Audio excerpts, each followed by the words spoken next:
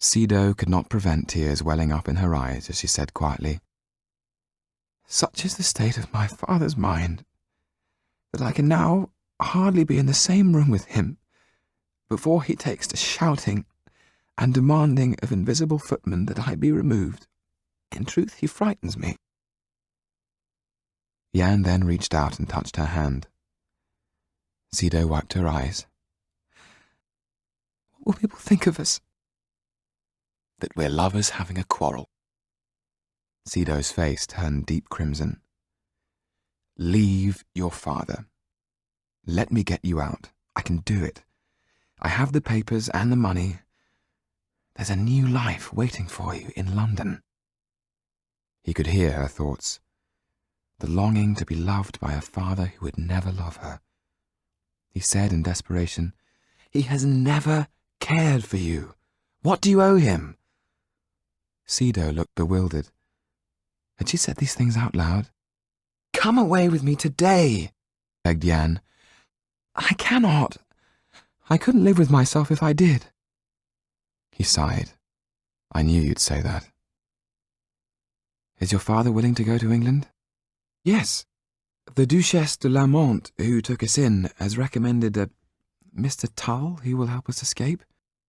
"Mr. Tull, did you say?" Sido nodded. "What do you know of him?" Jan remembered Mr. Tull only too well. "Let me get you out instead of Mr. Tull. After all, that's what I'm here for." "I don't think my father would consider it. The Duchesse suggested Mr. Tull, and so Mr. Tull it has to be." Sido wished, as they shopped together for food, that she had the power to slow down time, even to stop it altogether. With every step that took them nearer to her front door, she wondered if she would ever see Jan again. As they parted, he said, "I'll be here at the same time tomorrow." He walked back to the theatre, floating on air. The colours all round him looked brighter than they had done 2 hours ago. Never could he remember feeling so alive. Why should that be, he wondered. He smiled at himself, as if he didn't know. It was because she had been thinking about him all this time. He jumped in the air, hit the sky with his fist, and laughed out loud. She loved him. It was so simple. At that moment, he realized something he hadn't dared whisper even to himself.